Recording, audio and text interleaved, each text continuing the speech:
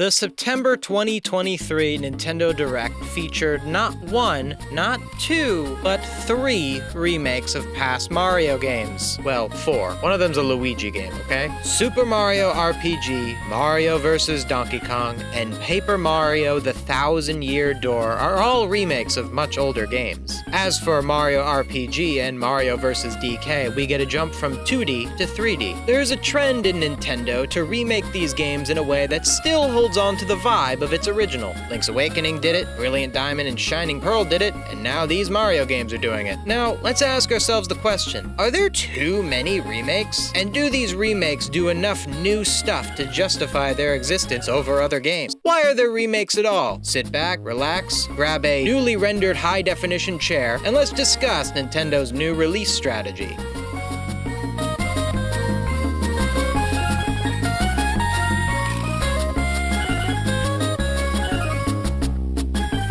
Are you enjoying the Game Cubicle?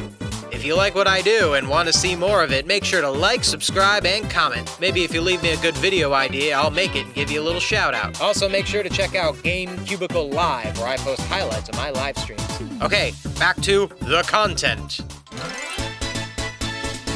Super Mario RPG is the oldest game that is getting a remake. It definitely needed an update the most out of the bunch because it was just so ambitious for its time. Due to the game's sheer scale, the original SNES graphics are extremely dated and use a lot of old designs. Also, since Mario RPG has so many characters that don't appear in any other games, they really needed some HD updates. Another thing about Super Mario RPG's remake is that it is adding extra content. There are going to be extra difficult boss battles. I think this is the perfect sort of thing to add into a remake of an RPG. It just gives the players more to engage with the game. Gives you something else to look forward to after beating it. I hope the other 2 remakes do the same. Thousand-Year Door could follow suit with its own post-game boss rush, and maybe Mario vs. Donkey Kong could add some new levels. All in all, I'm looking forward to playing Super Mario RPG on the Switch. I never played the original, as it came out before my time, and I never got around to it. Looking forward to heading out on an adventure with this crazy cast of characters. Mario vs. Donkey Kong is a Game Boy Advance game. Much like the Super Nintendo, GBA games almost always had pixelated sprites. Unlike Mario RPG, Mario vs. Donkey Kong is a much simpler game, and as such, doesn't push the boundaries of the GBA. The original game does not look too dated even almost 20 years later, other than the usual things like low resolution. The remake will not utilize pixel art, but still has the 3D models reflect a lot of the charm that the original pixel art had. While this game is not confirmed to have any new levels, it is confirmed that you can play it with 2 players, with 1 player controlling Toad. As someone who played the original, I question how well 2-player mode would translate to a game like this. At first, I was worried that 2-player mode would make the game too easy, but then I noticed that you will have to get 2 keys in order to get to the door. See here how much the door is extra locked, and how Toad is carrying a different looking key behind him. I'm very glad there's a 2-player mode. Making games multiplayer is always a plus in my book. Overall, this is just another remake I'm quite excited to play.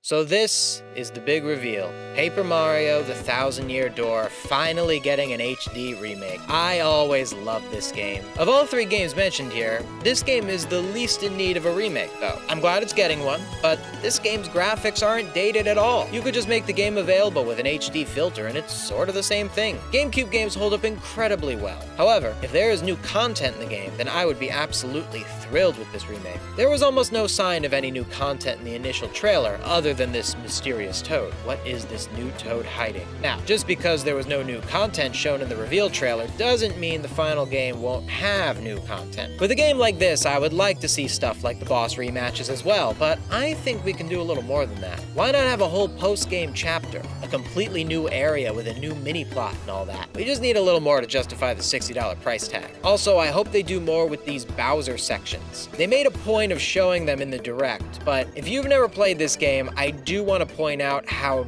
much of a nothing burger a lot of these Bowser levels were. Like, seriously, they look really fun when you see them in the trailer, but honestly, I've played this game a lot of times, and these levels are like 5 seconds long. You just kind of go through it, you get the little meat thing, and it makes you go big, and you get to the flag. Now, if the remake gives us more of these Bowser levels and actually makes them a little bit challenging, that would be great, and maybe that's why they're showing them here. But the only Bowser level they showed was one that was also in the original, so it's possible these will just be exactly the same. Even if there is no new content, it's still good that there is a remake of this game. Not because I really need to play it with updated graphics, but because it brings games like the Thousand Year Door to the surface again. See, before now, the idea of Mario games having all of these interesting characters and new settings is something that really only existed in the past. Oh yeah, there used to be all these different kinds of Goombas and Toads in the world, but they don't do that anymore. They play it safe now.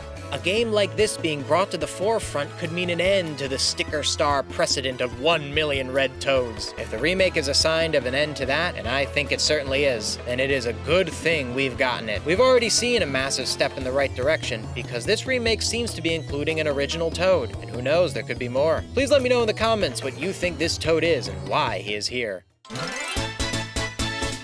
So, are there too many remakes? I don't think so. All three of these games are slowly fading away, and so many new Nintendo players have absolutely no access to them. Mario vs. Donkey Kong and Thousand Year Door are peak Nintendo. I haven't played Mario RPG yet, but I have no doubt it's peak Nintendo as well. Now, should the games be $60? I don't know. Ask an economist. One important consideration with this influx of Nintendo remakes is the subject of game preservation. Now, I don't want to get in trouble with Nintendo, so I'll stay away from the dreaded E word, but a remake is not entirely game preservation. I think it's great these remakes exist, and I want to see more of them, but we aren't preserving these games in their original incarnation if they are only remade. In fact, they are actively suppressing the original version of the game for the sake of promoting the remake. Mario RPG is absent on Nintendo Switch Online, as is Mario vs. Donkey Kong, and there are no GameCube games on NSO at all. All three of these games can only be played in their original incarnation if you somehow have hold of the difficult-to-obtain originals and the few virtual console releases on now-defunct eShops that they were available on it. And those are my thoughts. What remake are you most excited for? What other games do you want to see remade? What are your thoughts on game preservation? If you like my content and want to see more of it, make sure to leave a like, subscribe, and comment. It really helps with the algorithm recommending my videos. Also, make sure to check out Game Cubicle Live, where I post highlights of my live streams. Thank you so much for watching. See you next time.